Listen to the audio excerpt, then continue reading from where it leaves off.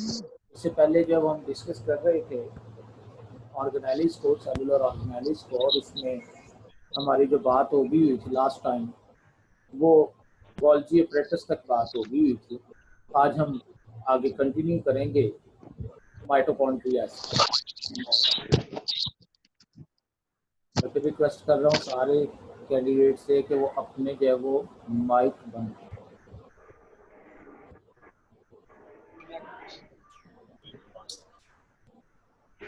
अपने माइक बंद करें।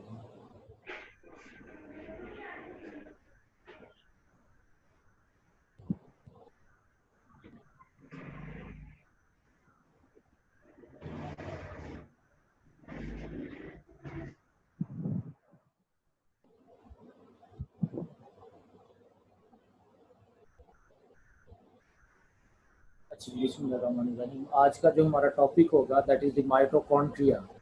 ठीक है, माइटोकॉन्ड्रिया से आगे हम कंटिन्यू करेंगे। जो हमारे सेलुलर ऑर्गेनेलिस रह गए हैं उनको जो हम डिस्कस करने जा रहे हैं, तो माइटोकॉन्ड्रिया आज का जो हमारा टॉपिक होगा।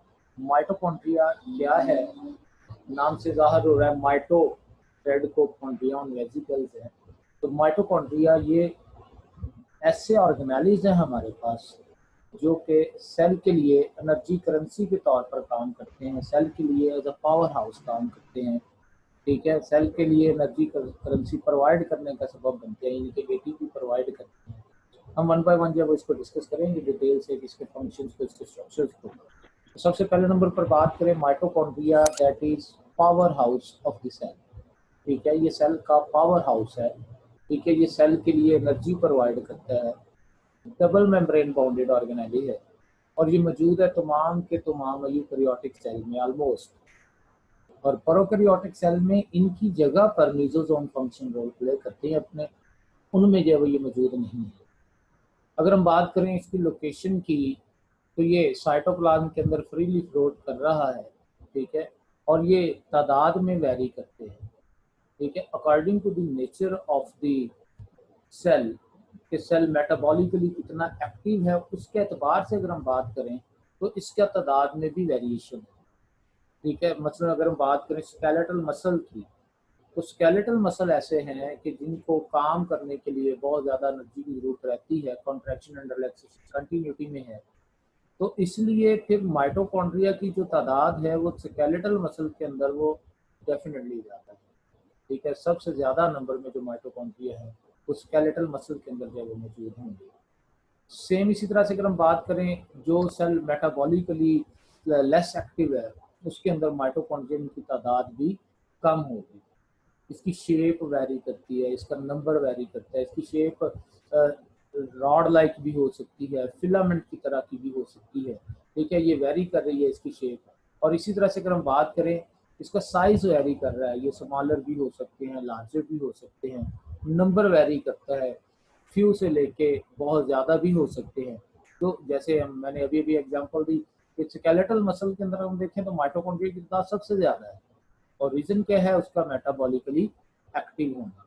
ठीक है, तो ये हमारे पास माइटोकॉन्ड्रिया का साइज और उसकी शेप के हवाले से अब हम बात करते हैं उसकी स्ट्रक्चर की, जो मेन चीज है। माइटोकॉन्ड्रिया जो है स्ट्रक्चर के लिहाज से अगर हम बात करें तो इसकी स्ट्रक्चर बाहर से जो इसकी अपीयरेंस दिखाई देगी वो बड़ी स्मूथ सी होगी। ठीक है, इसके बाहर एक एनवेलप है, डबल मेम्ब्रेन है, एक आउटर मेम्ब्रेन है, एक इनर मेम्ब्रेन है, दोनों मेम्ब्रेन के दरमियान स्पेस भी है, इंटर मेम्ब्रेन स्पेस। जो आउटर मेम्ब्रेन है वो तो स्मूथ है, लेकिन जो इनर मेम्ब्रेन है उसमें इनफोल्डिंग्स हैं, क्रिस्टी। ये क्रिस्टी और सिस्टर्नी दो अलग चीजें। सिस्टर्नी हमने इससे पहले बात की थी एंडोप्लाज्मिक रेटिकुलम में, ठीक है, और गोल्गी apparatus में। ये क्रिस्टी, ये फिंगर लाइक प्रोजेक्शन है इनर मेम्ब्रेन के अंदर। अभी हम आगे डायग्राम डिस्कस करते हैं, उसमें डिटेल बात होगी। ठीक है, तो ये क्रिस्टी जो है ये इनर मेम्ब्रेन की अनफोल्डिंग्स हैं, अंदर की जानब अनफोल्डिंग्स है मैट्रिक्स की जानब, जिसके ऊपर बेशुमार नॉब लाइक या दूसरे लॉलीपॉप लाइक स्ट्रक्चर जो मौजूद हैं, जिनको हम नाम देते हैं F1 पार्टिकल्स। F1 बेसिकली जो इनर मेम्ब्रेन है ना, दैट कंटेन ऑक्सीडेजेस एंजाइम्स। ऐसे एंजाइम्स हैं जिनका रोल है ऑक्सीडेशन के अंदर। ठीक है, और इसकी वजह से हम बात करते हैं कि जो इनर मेम्ब्रेन है ना, इनर मेम्ब्रेन के ऊपर ऑक्सीसोम्स मौजूद है। ऑक्सीसोम्स मीन ऑक्सीसोम ये हमारे पास ऐसी स्ट्रक्चर्स हैं जिनका काम ऑक्सीडेशन करवाना है। वो जो ऑक्सीसोम्स हैं उनको हम particles F1 particles, F0 particles, various kind of particles हैं, क्योंकि जो मोस्ट अबंडेंट है सबसे ज्यादा वो F1 फंडामेंटल पार्टिकल्स जो हैं वो हैं। और ये पार्टिकल्स ये ऑक्सीडेशन के अंदर जब अपना रोल प्ले कर रहे होते हैं, ठीक है, इसका काम ऑक्सीडेशन करवाना है। फिर साइटोक्रोम्स मौजूद हैं, आयरन कंटेनिंग ये प्रोटीन्स हैं F1 पार्टिकल्स के साथ मिलके। असल चीज जो है वो इनर मेम्ब्रेन का रोल है ऑक्सीडेशन में, ठीक है, इनर मेम्ब्रेन अपना ऑक्सीडेशन के अंदर रोल प्ले कर रही है, ठीक है। तो यहाँ पर जो है वो हम कह सकते हैं कि जो माइटोकॉन्ड्रिया का जो काम है वो इनर मेम्ब्रेन में मौजूद ऑक्सीसोम्स की वजह से या F1 पार्टिकल्स की वजह से इसका काम जो है वो ऑक्सीडेशन करवाते हुए हमें एनर्जी प्रोवाइड करना है। अंदर जो मैट्रिक्स है माइटोकॉन्ड्रिया का उसमें डीएनए भी है, उसमें आरएनए भी है, राइबोसोम्स भी हैं, और ये स्मॉलर यूनिट है राइबोसोम्स की। जैसे हम बात करें ना, जैसे आप 60s और 40s और 80s मिलके वो दोनों के यूकैरियोटिक की बात करते थे, प्रोकैरियोटिक में आपने 50s और आपने जो है वो 30s मिलके 70s की बात की, ठीक है। यहाँ पर जो है इसमें जो मोस्टली जो लार्जेस्ट यूनिट 55s के इसमें राइबोसोम्स मौजूद होते हैं, that is too much resembling with the ribosomes of prokaryotic cell, ठीक है। उसके अलावा इसमें एंजाइम्स भी मौजूद हैं, इसके अलावा को एंजाइम है मुख्तलिफ, ऑर्गेनिक साल्ट, इनऑर्गेनिक साल्ट मुख्तलिफ जो है वो इसमें हमारे पास जो है वो क्या है, ये चीज़ें जो है वो मौजूद है मैट्रिक्स के अंदर, ठीक है। तो मैट्रिक्स एक फ्लूइड की तरह की जो है वो स्ट्रक्चर, जस्ट लाइक साइटोप्लाज्म जैसे हम बात करते हैं, तो इसके अंदर भी जो है मैट्रिक्स। अब हम बात कर लेते हैं इसकी स्ट्रक्चर को थोड़ा डिटेल्ड कि कौन कौन सी चीज़ें इसमें मौजूद। मैंने अभी बात की थी कि एक आउटर मेम्ब्रेन है जो स्मूथ है, और इनर मेम्ब्रेन है वो अनफोल्डिंग्स की सूरत में क्रिस्टी बना रही है। और इस क्रिस्टी के ऊपर अगर हम देखेंगे, देखिए ये एक क्रिस्टी है, तो इस क्रिस्टी के ऊपर ये F1 पार्टिकल, ठीक है, F1 पार्टिकल्स जो है इसमें बेशुमार ऑक्सीडेजेस एंजाइम मौजूद हैं और वो ऑक्सीडेशन करा रहे हैं। ये देखें आउटर मेम्ब्रेन और इनर मेम्ब्रेन के दरमियान ये स्पेस है, ठीक है, that is the inter membranes space, ठीक है। इसको जो है और इस स्पेस के बाद आगे ये इनर मेम्ब्रेन शुरू हो रही है, और ये इनर मेम्ब्रेन के अंदर की जानब ये सारे ये मैट्रिक्स है, और इस मैट्रिक्स में हमारे पास ये मुख्तलिफ तरह के पार्टिकल्स, मुख्तलिफ राइबोसोम्स, एंजाइम्स एटसेट्रा, ये सारी चीज़ें जो है वो मौजूद है। जैसे यहाँ पर अगर हम देखें लेबलिंग के अंदर, तो ये जो आपके पास स्ट्रक्चर है ये, ठीक है, ये चीज़, ये सारी की सारी ये मैट्रिक्स है। क्लियर हो गया ये पॉइंट। अब हम बात कर लेते हैं इसके फंक्शंस की, ठीक है। ये हमारे पास माइटोकॉन्ड्रिया की स्ट्रक्चर में, अच्छा माइटोकॉन्ड्रिया के अंदर डीएनए भी है, सर्कुलर डीएनए, ठीक है, इसके अंदर जो है, और ये चीज शो कर रही है कि mitochondria evolution point of view से अगर हम बात करें तो ये माइटोकॉन्ड्रिया की इंडिपेंडेंट सेल के तौर पर एग्जिस्ट करता रहा, ठीक है। और ये अगर आपको याद हो चैप्टर नंबर 24, वहाँ पर आपने जो है वो evolution of eukaryotic cell from prokaryotic cell जब पढ़ी थी, तो वहाँ पर मेम्ब्रेन इन्वेजिनेशन हाइपोथेसिस और एंडोसिम्बायोट हाइपोथेसिस आपने पढ़े थे। तो ये ख्याल किया जाता है कि एरोबिक बैक्टीरिया वो एंडोसिम्बायोट हाइपोथेसिस के तहत एक अमीबाइड सेल के अंदर रहते हुए उन्होंने जो है वो माइटोकॉन्ड्रिया बनाया है, बिल्कुल ऐसी जैसे फोटोसिंथेटिक बैक्टीरिया ने क्लोरोप्लास्ट बनाया है। तो माइटोकॉन्ड्रिया के रीजन के लिए, और माइटोकॉन्ड्रिया के पॉइंट ऑफ व्यू से एक और चीज भी याद रखिएगा, चूंकि ड्यूरिंग द जाइगोट फॉर्मेशन जो स्पर्म है उसने सिर्फ और सिर्फ अपना न्यूक्लियस जो है वो देना होता है एग को, और एग के न्यूक्लियस के साथ वो फर्टिलाइज होके जाइगोट बनता है। तो एग के जो ऑर्गेनेलिज होते हैं, ठीक है, वही के वही जाइगोट के ऑर्गेनेलिज और वही आगे इंडिविजुअल के ऑर्गेनेलिज बनते हैं। तो इसका मतलब ये हुआ कि जो हमारा माइटोकॉन्ड्रिया है, इस माइटोकॉन्ड्रिया के अंदर ये जो डीएनए है ये बेसिकली मदर का डीएनए, ठीक है। तो ये मैटरनल माइटोकॉन्ड्रिया, उसमें मतलब मदर से आया हुआ माइटोकॉन्ड्रिया होगा। फादर से जो है वो जो माइटोकॉन्ड्रिया होते हैं वो जस्ट स्पर्म की मूवमेंट के दौरान उसकी टेल की जो है एनर्जी प्रोवाइड करते हैं, उसका आगे जाइगोट के अंदर जो है रोल नहीं होता। ये भी एक पॉइंट इसमें जो है वो ध्यान में रख लीजिएगा। अच्छा, अब माइटोकॉन्ड्रिया के फंक्शन चैप्टर नंबर 4 में भी है, लेकिन बड़ी डिटेल में माइटोकॉन्ड्रिया के फंक्शन चैप्टर नंबर 11 में, और वहां से आपने ये पढ़ने हैं। चैप्टर नंबर 11 में जो एरोबिक रेस्पिरेशन है एज अ होल, ये आप कह लें फंक्शन है माइटोकॉन्ड्रिया के। माइटोकॉन्ड्रिया का जो मेन रोल है, ग्लाइकोलाइसिस के अंदर माइटोकॉन्ड्रिया का रोल नहीं है, लेकिन ग्लाइकोलाइसिस की जो प्रोडक्ट्स हैं उनमें पायरुवेट की बात आती है। वो पायरुवेट माइटोकॉन्ड्रिया में एंटर होते हैं, एंटर होते साथ ही उसकी डीकार्बोक्सिलेशन होगी, उससे एसिटाइल कोएंजाइम ए बनेगा। That acetyl coenzyme A will enter into Krebs cycle, ठीक है। और क्रेब्स साइकिल के अंदर जो है डायरेक्ट एटीपी भी बनेगी सबस्ट्रेट लेवल फास्फोराइलेशन के नतीजे में, और उसके अलावा एफएडीएच और एनएडीएच बनेगी। और वो जो एफएडीएच और एनएडीएच है वो इलेक्ट्रॉन ट्रांसपोर्ट चेन में जाएंगे, और इलेक्ट्रॉन ट्रांसपोर्ट चेन में जाते हुए वहां पर ऑक्सीडेटिव फास्फोराइलेशन के नतीजे में, देखिए ऑक्सीडेशन के नतीजे में एक एनएडीएच से जो है वो 3 एटीपी और एक एफएडीएच से 2 एटीपी बनते हुए एटीपीज बनेंगी। इसका मतलब ये हुआ कि हमारे पास जो माइटोकॉन्ड्रिया है, माइटोकॉन्ड्रिया के फंक्शन में मेन फंक्शन एटीपी की प्रोडक्शन है, ठीक है। वो सबस्ट्रेट लेवल फास्फोराइलेशन हो, वो ऑक्सीडेटिव फास्फोराइलेशन है, दोनों तरीकों से बनवा रही है, लेकिन मेनली ऑक्सीडेटिव फास्फोराइलेशन है। उसके अलावा मेटाबॉलिज्म, अब मेटाबॉलिज्म ये मेनली मेटाबॉलिज्म ऑफ ग्लूकोज हमने डिस्कस कर लिया, लेकिन फैटी एसिड्स हैं या जो है वो अमाइनो एसिड्स हैं, उनका भी मेटाबॉलिज्म जो है वो अल्टीमेटली माइटोकॉन्ड्रिया में होता है। माइटोकॉन्ड्रिया का मेन फंक्शन ही पावर हाउस है, mean that provide the ATP. और भी फंक्शंस है माइटोकॉन्ड्रिया के, मतलब अगर हम याद करें चैप्टर नंबर 15, वहां पर जिक्र है यूरिया साइकिल का। यूरिया साइकिल में ऑर्निथीन सिट्रुलिन जो है, अब ये यूरिया साइकिल के स्टेप हैं, इसमें से आधे स्टेप जो यूरिया साइकिल के हैं वो माइटोकॉन्ड्रिया में होते हैं, ठीक है। तो माइटोकॉन्ड्रिया का वहां पर भी रोल है, लेकिन मेन चूंकि ये पावर सप्लाई है, ठीक है, मेन रोल इसका जो है वो पावर सप्लाई है माइटोकॉन्ड्रिया के बाद।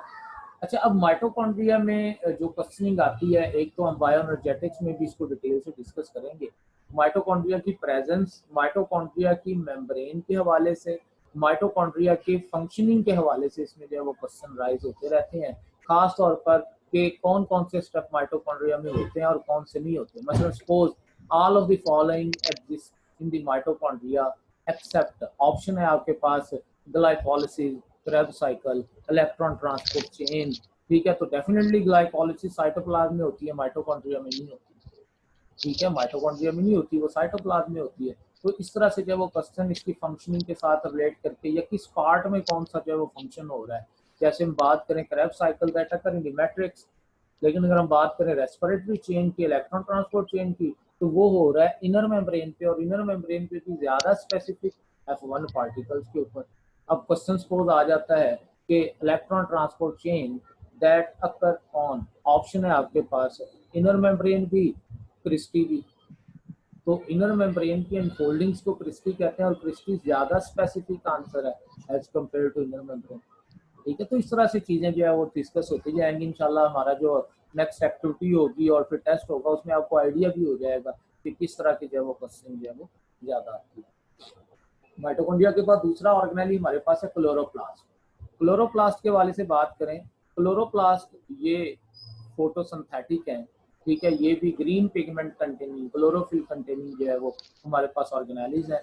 फोटोसिंथेटिक सेल्स में, मेसोफिल सेल्स में अबंडेंट, शेप में वेरी करते हैं, साइज में वेरी करते हैं, नंबर अबाउट 200। अगर आप देखें चैप्टर नंबर 4 में भी आपको जो है वो इसके नंबर्स के हवाले से जो है वो मिलेगा, और इस तरह से चैप्टर नंबर 11 में भी आपको जो है वो इसके नंबर्स के हवाले से जो है सबसे ज्यादा जो नंबर है वो मेसोफिल सेल्स के अंदर है, about 200 chloroplast in a mesophyll cell exist, ठीक है, फोटोसिंथेटिक सेल। अब हम बात करेंगे इसकी जो है वो मेन चीज की, इसकी स्ट्रक्चर और इसके फंक्शन क्या है। तो क्लोरोप्लास्ट की जो स्ट्रक्चर है, इसमें भी बाहर एनवेलप है, ठीक है, एनवेलप आउटर और इनर मेम्ब्रेन पर मुश्तमिल, ठीक है। और इसके अंदर भी मेम्ब्रेनस सिस्टम है, और उन मेम्ब्रेन्स को हम नाम देते हैं थैलाकॉइड मेम्ब्रेन। बेसिकली इस तरह से आप कह लेना कि इनर मेम्ब्रेन से क्रिस्टी बनी है, तो यहाँ पर भी एनवेलप की इनर मेम्ब्रेन की पिंचिंग से ही, आउटपॉचिंग से ही फ्लैटेंड वेसिकल्स बनते हैं, जिनको हम थैलाकॉइड्स कहते हैं। ये थैलाकॉइड्स, एक मेम्ब्रेन अगर हम बात करें ना थैलाकॉइड की, ऐसे इसके अंदर जो है वो क्या चीज है, थैलाकॉइड मेम्ब्रेन में, थैलाकॉइड मेम्ब्रेन के अंदर ल्यूमन है, और उस ल्यूमन में जो है वो बेशुमार एंजाइम्स मौजूद है। थैलाकॉइड मेम्ब्रेन में क्लोरोफिल या दूसरे फोटोसिंथेटिक पिगमेंट्स मौजूद है। तकरीबन 50 के करीब थैलाकॉइड मेम्ब्रेन मिलकर एक ग्रैनम बनाते हैं, ठीक है, 50 to 90 तक जाते हैं, ठीक है। अब ये जो ग्रैनम है, ये ग्रैनम एक दूसरे के साथ लिंक्ड होते हैं वाया इंटरग्रैनम, और ये जो है वो मिल के एक नेटवर्क सा बना रहे होते हैं क्लोरोप्लास्ट के अंदर। ठीक है, बेसिकली थैलाकॉइड मेम्ब्रेन के ऊपर फोटो सिस्टम्स मौजूद हैं जो आपने चैप्टर नंबर 11 में डिस्कस किए हैं। वो फोटो सिस्टम असल में क्या है, फोटोसिंथेटिक पिगमेंट्स हैं और एसेसरी पिगमेंट्स हैं जिनका काम लाइट को कैप्चर करना है, एनर्जी को कैप्चर करना है और उसको यूज करते हुए, ठीक है, वहां पर जो है वो फोटो फास्फोराइलेशन के नतीजे में एटीपी बनाना है।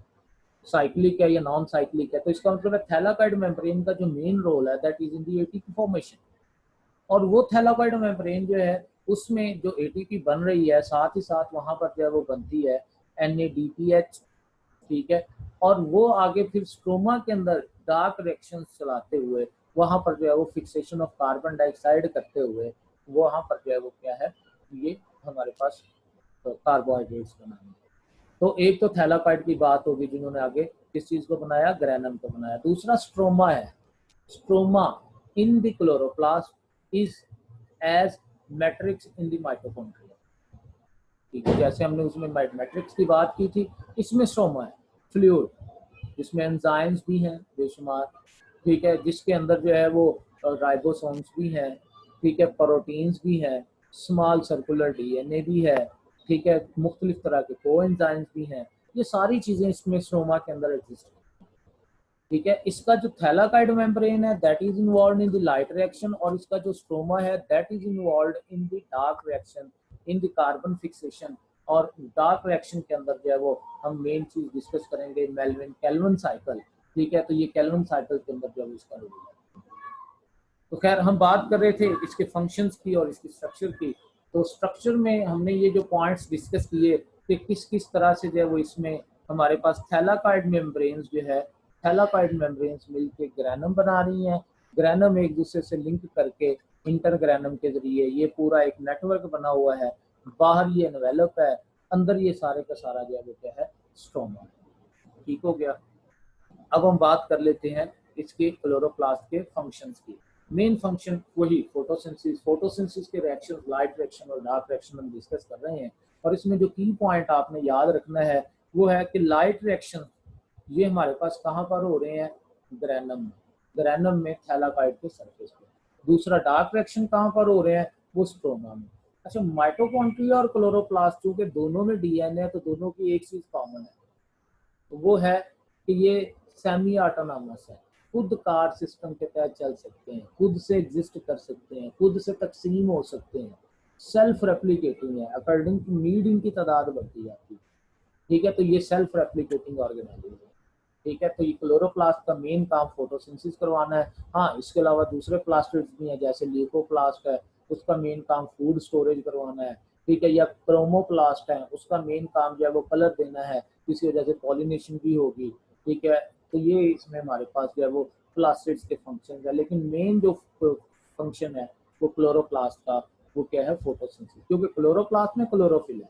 और ये क्लोरोफिल ऐसी है जैसे क्लोरोफिल जो हीमोग्लोबिन के अंदर हीम ग्रुप है ना, ऐसे क्लोरोफिल के अंदर जो है वो क्लोरोफिल का जो रिंग है, जो हेड है, फर्क क्या है कि उसमें आयरन होती है हीमोग्लोबिन में और क्लोरोफिल के सेंटर में मैग्नीशियम है। इसको हम बड़ी डिटेल्स इंशाल्लाह हम आगे बायोएनर्जेटिक्स में जो है डिस्कस करेंगे। क्लोरोप्लास्ट के बाद कुछ और छोटे छोटे ऑर्गेनेलिज जो हम डिस्कस करेंगे और उनमें एक ऑर्गेनेलिज है वो सेंट्रियोल है, सेंट्रियोल्स।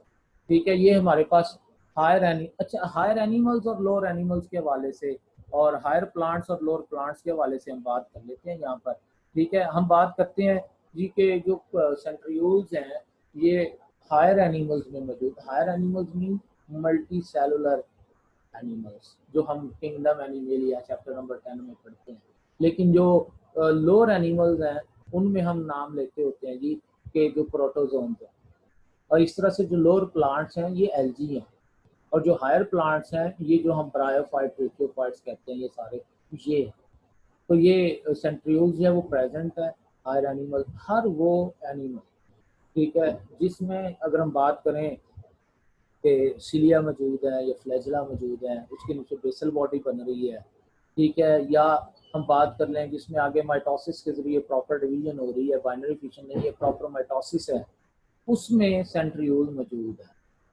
लेकिन जिसमें बेसल बॉडी नहीं है, सीलिया फ्लैजिला नहीं है, माइटोसिस नहीं है, उस तरह से सिंपल बाइनरी फिशन हो रही है, ठीक है, उनके अंदर जो है वो क्या है, उनमें सेंट्रियोल जो है वो एब्सेंट होते हैं। इस तरह से सेम हम बात करें जो लोअर प्लांट्स हैं, ठीक है, जैसे हम क्लेमेटोमेनास की बात कर लेते हैं। क्लेमेटोमेनास में प्रॉपर जो है वो फ्लैजिला मौजूद है और उसके नीचे बेसल बॉडी मौजूद है, तो उनके अंदर भी जो है वो सेंट्रियोल्स मौजूद है। हायर प्लांट्स के अंदर सेंट्रियोल नहीं है, लेकिन अगर आपको याद हो चैप्टर नंबर 21, तो उसमें आपने पढ़ा था एनालॉगस स्ट्रक्चर। एनालॉगी आपने कहा था जो स्ट्रक्चर में थोड़ी डिफरेंट है लेकिन फंक्शन सेम है। तो वहां पर माइक्रोट्यूब्यूल्स अरेंज होके जो स्ट्रक्चर में सेंट्रियोल से डिफरेंट है लेकिन फंक्शन वही सेंट्रियोल्स वाला के बनाएंगे स्पिंडल फाइबर्स, और वो जो है वो मौजूद होते हैं हायर प्लांट्स के अंदर। हायर प्लांट्स में जो है वो सेंट्रियोल्स मौजूद नहीं है, उसके एनालॉगस स्ट्रक्चर मौजूद है। लोकेशन के अतबार से बात करें, सेंट्रोसोम बेसिकली एक स्ट्रक्चर है जिसमें सेंट्रियोल्स एग्जिस्ट करते हैं। सेंट्रोसोम वो रीजन है, मेम्ब्रेन बाउंड्री रीजन है, जिसमें दो सेंट्रियोल एक दूसरे के राइट एंगल पे जो है वो पड़े होते हैं। इनके एक ऐसे है, ठीक है, एक ऐसे है तो दूसरा ऐसे है, ठीक है। और ये जो सेंट्रियोल्स मौजूद होंगे, ये सेंट्रियोल्स जो है ये इसके इर्द गिर्द जो है वो मेम्ब्रेन बन के ये एक सेंट्रोसोम बनेगी और ये बिल्कुल न्यूक्लियस के पास पड़ेंगे, ठीक है। Just before the cell division ये डुप्लीकेट करेंगे। अब इसकी नेचर क्या है, बेसिकली ये माइक्रोट्यूब्यूल्स पर मुश्तमिल है और माइक्रोट्यूब्यूल्स में ट्यूबुलिन प्रोटीन भी है और स्मॉल ट्रेसेस आरएनए की भी है, और उन ट्रेसेस की वजह से जो है वो ये माइक्रोट्यूब्यूल्स ये रेप्लिकेट हो सकती हैं, डुप्लीकेट हो सकती हैं, डिवाइड हो सकती हैं just before division, centriole divide. अब यहाँ पर जो है वो जो सेंट्रियोल्स में कंफ्यूजन आती है स्टूडेंट्स को, वो ये है कि सेंट्रियोल के स्ट्रक्चर में लिखा हुआ है कि क्रॉस सेक्शन जो सेंट्रियोल का है that is made up of 9 microtubule triplet। 9 microtubule, ये देखें, ये 9 माइक्रोट्यूब्यूल है और एक माइक्रोट्यूब्यूल में मजीद 3 ट्यूब्यूल्स हैं, ठीक है। ये एक माइक्रोट्यूब्यूल है, ये दूसरी, तीसरी, चौथी, पांचवी, छठी, सातवीं, आठवीं और नौवीं, ये 9 माइक्रोट्यूब्यूल है। अगर हम इसमें से ये एक माइक्रोट्यूब्यूल लें तो इस एक माइक्रोट्यूब्यूल में 3 ट्यूब्यूल होती हैं। तो अगर क्वेश्चन आ जाता है सपोज कि अ सेंट्रियोल कंसिस्टिंग ऑफ माइक्रोट्यूब्यूल और ऑप्शन में आपके पास 9 भी हो और 27 भी हो, तो चूंकि माइक्रोट्यूब्यूल क्वेश्चन है, आंसर इज 9। अस्सलाम वालेकुम, कैसे हो आप सब? लेकिन लेकिन लेकिन अगर यहाँ पर बात आ जाती है ट्यूब्यूल्स की, आंसर इज 27। अब अगर क्वेश्चन आ जाए कि in a non dividing cell, ठीक है, number of microtubules in centrioles of the cell, तो एक सेंट्रियोल में 9 है, तो चूंकि एक पेयर मौजूद होता है सो आंसर विल बी 18। लेकिन अगर यही क्वेश्चन आ जाता है just before the cell division, number of microtubule in the centrioles of the cell, तो just before the cell division 2 pair हो चुके होते हैं, मीन 4 सेंट्रियोल, एक में 9 है तो 4 में जो है वो 36 माइक्रोट्यूब्यूल होते हैं। नंबर ऑफ माइक्रोट्यूब्यूल, उस पर भी अक्सर प्रॉब्लम आती है स्टूडेंट्स को, ये नंबर ऑफ ट्यूब्यूल्स पे प्रॉब्लम आ जाती है। Just before the cell division question आ जाता है, जस्ट आफ्टर सेल डिवीजन की बात हो जाती है, ठीक है, या ये इस तरह से जो है, तो इसमें आपने वो स्टेटमेंट के मुताबिक देखते हुए नंबर ऑफ ट्यूब्यूल्स या नंबर ऑफ माइक्रोट्यूब्यूल्स, इनको जो है वो जरूर फोकस करना है। अच्छा, इसका जो मेन काम है माइटोटिक अपरेटस है, मेन काम, ठीक है। एनिमल सेल के अंदर जो है वो इसका जो काम है वो माइटोटिक अपरेटस बनाना है, जिसमें स्पिंडल फाइबर्स जो है वो होंगे, और स्पिंडल में आपने पढ़ा हुआ है 3 तरह के जो है वो इसमें हमारे पास पोलर, एस्ट्रल और इसमें काइनेटोक और माइक्रोट्यूब्यूल्स हैं वो मौजूद होती हैं, ठीक है। उसके अलावा सेल में यहाँ पर सेंट्रियोल मौजूद है, तो यहाँ पर सेंट्रियोल मौजूद है, तो इन दोनों का जो एग्जैक्ट सेंटर है that is for the cleavage flow. तो ये उस क्लीवेज फ्लो के लिए सिग्नलिंग दे रहे हैं, खासतौर पर एस्ट्रल, ठीक है। साइटोस्केलेटन का पार्ट भी है, सीलिया और फ्लैजिला के बनाने में इसका रोल है, खास तौर पर जो बेसल बॉडी है उसको बनाने में जो वो इसका जो है वो रोल है। तो ये हमारे पास जो इसकी फंक्शनिंग है विद रेफरेंस टू सेंट्रियोल। ये आपके सामने स्पिंडल फाइबर जो है वो इसमें मौजूद है, और इसमें देख लें पीछे एस्ट्रस भी हैं, काइनेटोकोर जो कि क्रोमोसोम के साथ अटैच हुए हुए हैं, और उसके अलावा पोलर जो पोल टू पोल जो है वो इसमें एग्जिस्ट कर रहे हैं, ये मुख्तलिफ तरह के माइक्रोट्यूब्यूल। उसके बाद नेक्स्ट वन हम डिस्कस करने जा रहे हैं राइबोसोम्स को। राइबोसोम्स क्या हैं? बगैर मेम्ब्रेन के सेंट्रियोल्स भी बगैर मेम्ब्रेन के थे, लेकिन सेंट्रियोल्स मिलकर सेंट्रोसोम बन रहे थे और सेंट्रोसोम मेम्ब्रेन। जो ये राइबोसोम्स हैं, ये बेसिकली ये प्रोटीन सिंथेसिस की फैक्ट्री है। न्यूक्लियोलस में बनते हैं, साइटोप्लाज्म में आते हैं न्यूक्लियर पोर्स के जरिए, और ये बगैर मेम्ब्रेन के जो है वो आते हैं। 10% राइबोसोम साइटोप्लाज्म में फ्रीली हैं और 90% ऐसे हैं जो कि ऑर्गेनेल्स में मेम्ब्रेन्स के सरफेस पे पर्टिकुलरली अटैच्ड हैं, और सबसे ज्यादा अटैच्ड आपको राइबोसोम मिलेंगे रफ एंडोप्लाज्मिक रेटिकुलम के सरफेस पे। केमिकल कंपोजिशन के हवाले से बात करें, चैप्टर नंबर 2 में याद होगा, these are the ribonucleoproteins conjugate molecule, जिसमें राइबोसोमल आरएनए, ठीक है, और प्रोटीन्स ये दोनों मिल रहे हैं, तो ये राइबोन्यूक्लियोप्रोटीन्स हैं। 50-50 रेशियो में है, 50% इसमें जो है वो राइबोसोमल आरएनए है और 50% ही जो है वो इसमें जो है वो क्या है, प्रोटीन्स है। अगर हम बात करें राइबोसोम की स्ट्रक्चर की, राइबोसोम की स्ट्रक्चर ऐसे है कि राइबोसोम की 2 यूनिट्स हैं। एक राइबोसोम की जो है वो क्या है, लार्जर यूनिट होती है, और एक राइबोसोम की स्मॉलर यूनिट होती है। जो लार्जर यूनिट है ये 50S होती है प्रोकैरियोट में, 60S होती है यूकैरियोट में।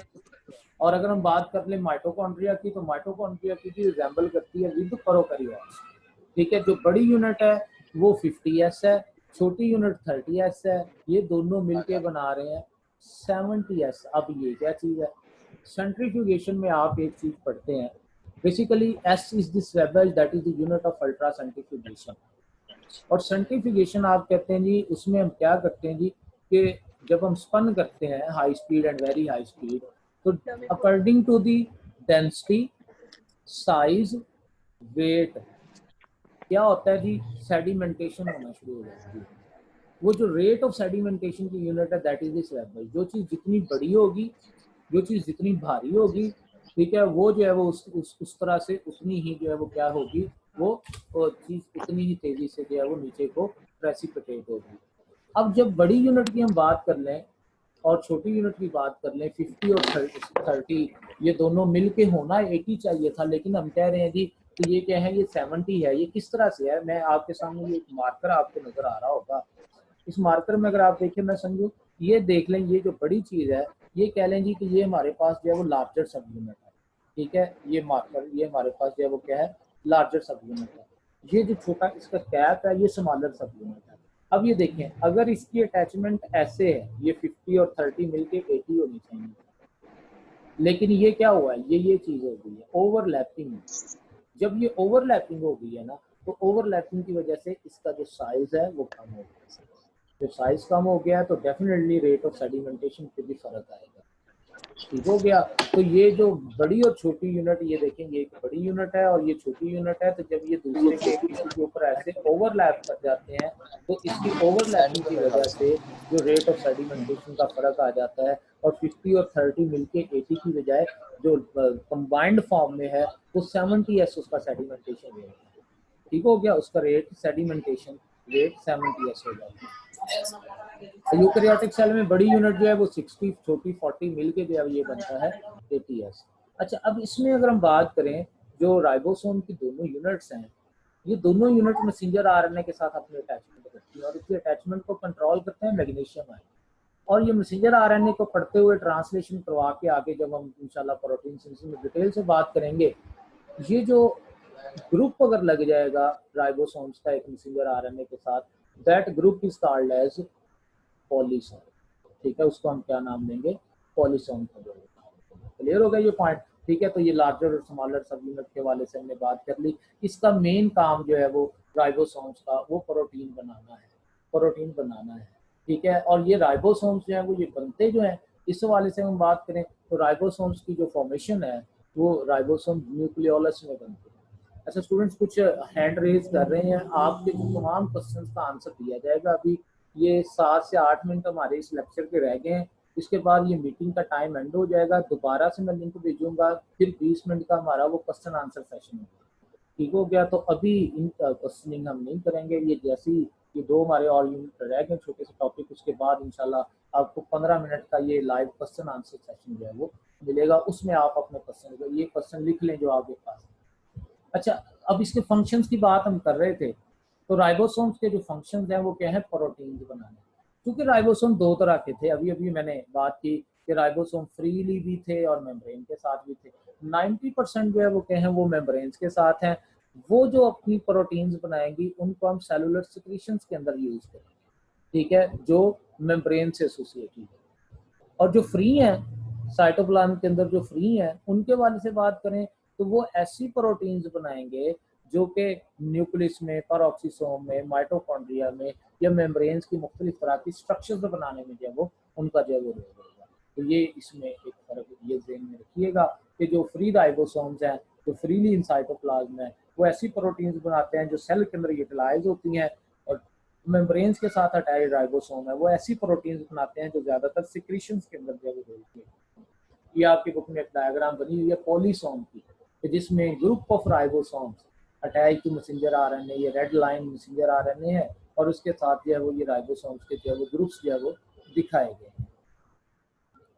उसके बाद नेक्स्ट वन है जी साइटोस्केलेटन। साइटोस्केलेटन नाम से ही जाहिर हो रहा है, साइटोसेल स्केलेटन फ्रेमवर्क। एक फ्रेमवर्क है माइक्रोट्यूब्यूल का, माइक्रोफिलामेंट का, इंटरमीडिएट फिलामेंट का, जो सेल को जो है वो बेसिकली क्या प्रोवाइड कर रहे हैं जी, सपोर्ट प्रोवाइड कर रहे हैं, शेप प्रोवाइड कर रहे हैं, ठीक है। तो ये एक मेन फ्रेमवर्क है, लोकेशन साइटोप्लाज्म में ये एम्बेडेड है। माइक्रोट्यूब्यूल इसमें मौजूद है, माइक्रोफिलामेंट और इंटरमीडिएट फिलामेंट। माइक्रोट्यूब्यूल लॉन्ग है, अनब्रांच्ड है, बिल्कुल सिलेंडर है, स्मूथ है, और ये ट्यूबुलिन प्रोटीन की बनी हुई है। जो माइक्रोफिलामेंट है वो भी बिल्कुल सिलेंडर है, स्मूथ है, लेकिन सिलेंड्रिकल है, मीन अंदर से हॉलो है, और वो एक्टिन प्रोटीन की बनी हुई है। और इंटरमीडिएट फिलामेंट जो है, इसका जो डायमीटर है वो माइक्रोट्यूब्यूल और माइक्रोफिलामेंट के इन बिटवीन है।